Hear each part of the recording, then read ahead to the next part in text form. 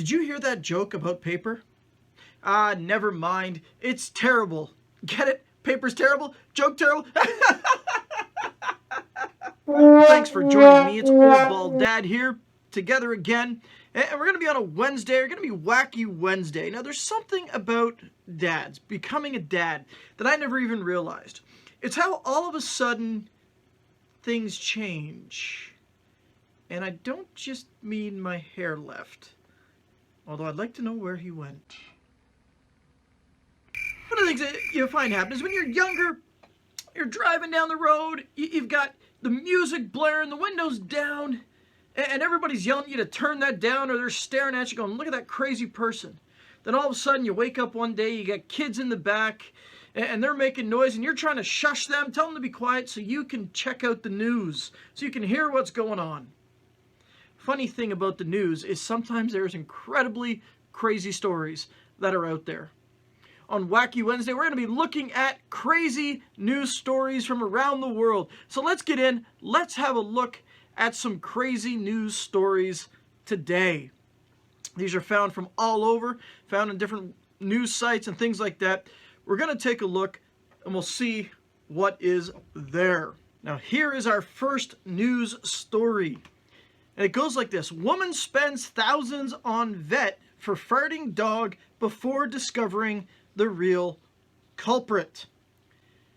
Now, I kind of guessed where this one's going, but let's get into this story. Let's see kind of where it ends up. Because you know that people are always blaming the dog for it. It's like, it wasn't me, it was the dog. The dog did it. You know you did it. You know you do. If you're a dog owner, you blame the dog. But let's see what it says. It says, a concerned dog owner who spent thousands on vet bills for her gassy dog was stunned when she discovered where the foul stench was really coming from. She explained that she was eating dinner with her husband when she suddenly smelled something disgusting. My husband instantly made a face, so I knew it wasn't just me, she said. I am pregnant, and my sense of smell has been a little sensitive in this time. I couldn't stand the smell and left the room. It honestly smelled a little like rotten eggs. I thought it was a one-off because the dog does fart, as do we, but a fart this stinky isn't normal. Over the next week or so, the smell would come and go at random times, and it was impossible to get rid of even with the help of candles and incense. Eventually, believing that her adorable pooch Jerry was the source of the foul stench, she changed his diet, but when that didn't fix the stench, she decided to take him to the vet. So the vet ordered several expensive tests to figure out what was wrong with her precious pooch. But when the results came back, she was baffled. All the tests showed that the dog was fine. I'm losing my mind here. My anxiety started kicking in. What if there was something wrong with him? What if we lose him? I was so stressed out. It all came to a breaking point and I burst into tears. I had a full-on meltdown about losing Jerry, and then you have to understand this nonsense has been going on for 5 weeks.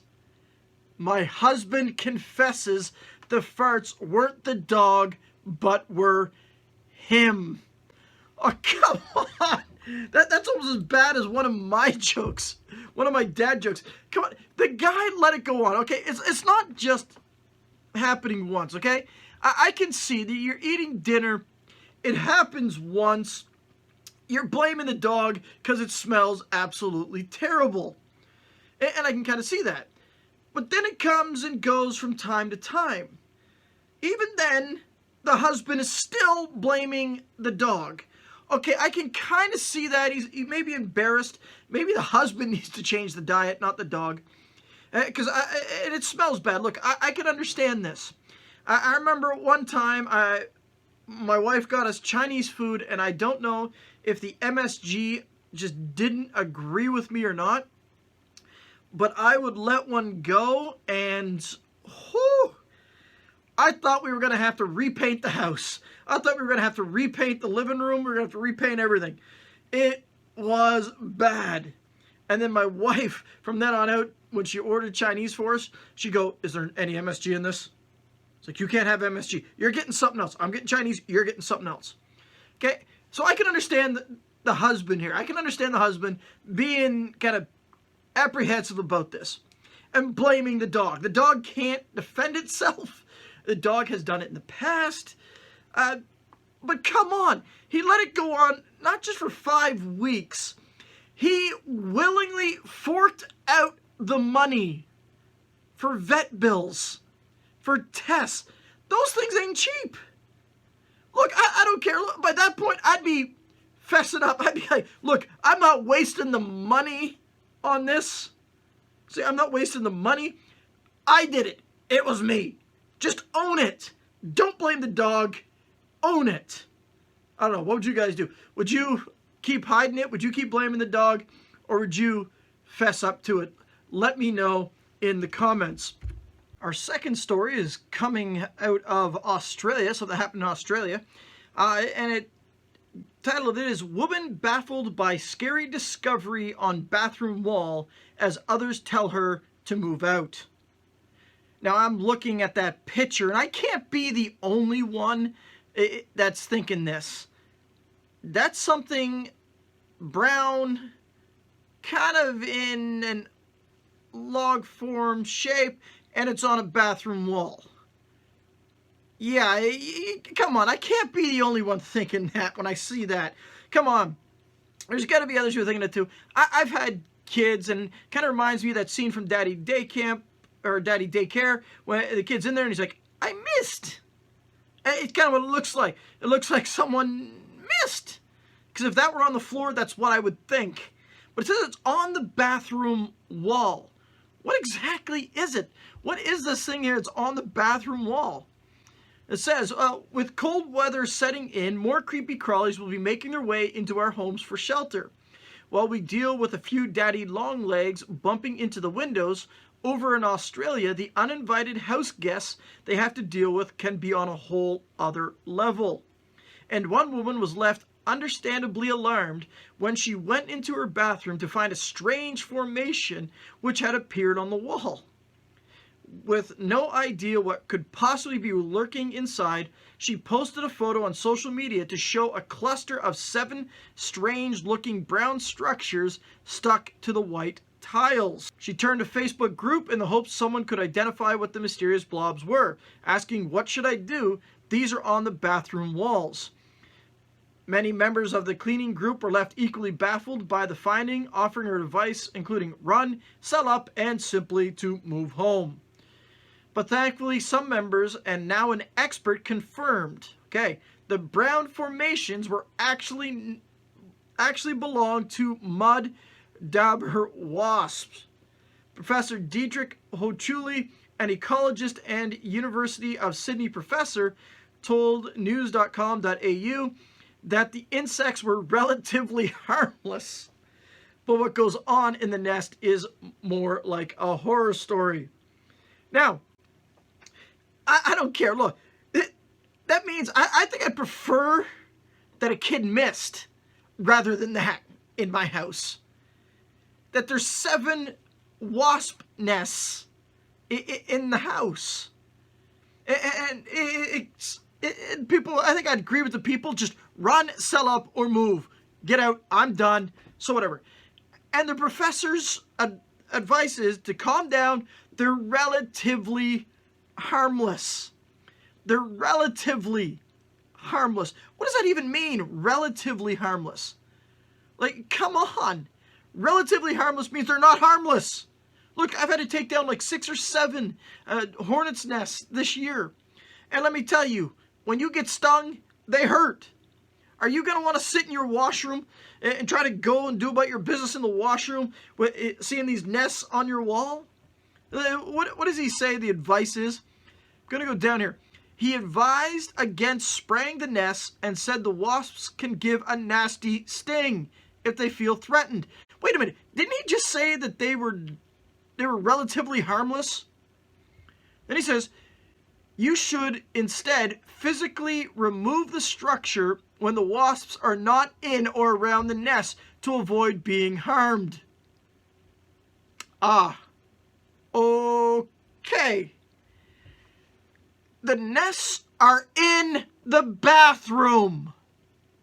If the wasps aren't in or around the nest, where are they? It's not like wasps go out for groceries. It's not like they go, hey, we're out of milk. Let's go get some milk at the wasp superstore. It doesn't exist. If they leave the nest, they're in the bathroom. They're in the house. What the? Come on. Yeah, no thanks. This is one, big no from me. If there's a wasp, I'm almost advocating, we're moving. Sell the house. I don't care. Shut it up. I will come back in the summer when they move out, or just burn the whole place down. Get rid of those wasps. I don't care. Yeah, glad I don't have that happen. Haven't had that happen. The most I've had to deal with is maybe a mouse or two in the house. Last year it was more like 12. That's how many I killed. But yeah, that not going to happen. Glad that news not around here. Our next story is going to be a parenting story. Here's the headline. Mom asked to tone down daughter's elaborate lunch as it makes kids feel bad. Okay, now before we get into this story, what kind of lunch do you suppose this is? What kind of lunch do you think it is? Do you think it's one that's going to be like super extravagant? It's going to be one that's like caviar and filet mignon in this lunch? Is that what it's going to be to make the other kids feel bad? Does it have bad messages in it that's going to make the kids feel bad? Let's find out together, huh? So, a mom has been asked by a teacher to tone down the elaborate packed lunches she makes for her daughter as they make other children feel bad. The woman's husband explained, "My kid is 8. Long story short, my wife tries to make really fun lunches for my daughter. She follows a couple of those school lunch program pages on Instagram for inspiration or whatever. It's important to us that our child likes her lunches and that she's happy. But when she received the message from her daughter's teacher asking them to tone down her exotic lunches, they were less impressed." Her exotic lunches. That's the picture of the lunch. An example picture of a lunch. Like, really? Really? Come on! Your lunch makes them feel bad. Look, you can't eat that. You can't have that coffee anymore because that makes me feel bad. I'm stuck drinking this coffee. Oh, your mom's creative? Well, too bad. Get a new mom because mine's not that creative. Look, your dad has hair? Well, I guess my kids got to get rid of their dad because their dad has no hair. Come on. Really? This isn't even like it's over elaborate. It looks like some carrot muffin of some sort, like I don't know, like an English muffin or something, some cucumber. Like there's nothing overly there, and cheese maybe. Looks like some cheese. That's creative. I give kudos to that mom. I do. I really do. Some of the replies that they got when they followed up here says, but now he's taken it to Reddit to ask users if he took it a bit too far, where he complained about it. And the majority of people defended him and agreed it was a good lesson for the school. One said, does your boss request that you drive a 2007 Corolla because your coworkers can't stand to see a Tesla? And another added, I love those cute little lunches and do bento boxes for my adult lunches. The teacher sounds like a snowflake. What's next? Asking your kid to get a wrong answer on a quiz because she's too smart? I agree with these people, okay? That's taking it a bit too far. It's not like this kid is coming with, like, huge lunches, takeout every day. The mother's creative. Look, we've got to learn the differences. We've got to learn, hey, come on. Not everybody's going to get the same.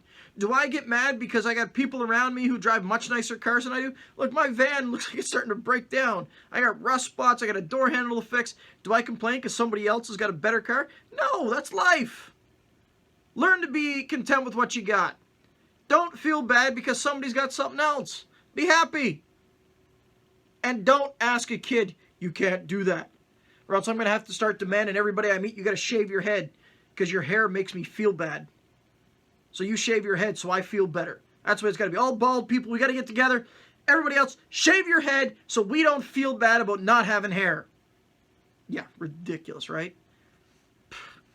Come on. Really? Thanks for joining me for this one. I'm going to stop there. There's more news stories out there. We'll save them for another time. Thanks for joining. If you want to comment on anything you've seen here, anything that how you feel, what would you do in any of these stories? What would you do about the lunches? What would you do about the wasps in your house? Let me know in the comments. And if you like this content, like, subscribe, share it. And you can follow me also on Facebook and Twitter. Put bad dad jokes up and share the videos. Have a great day. This is Old Bald Dad signing off.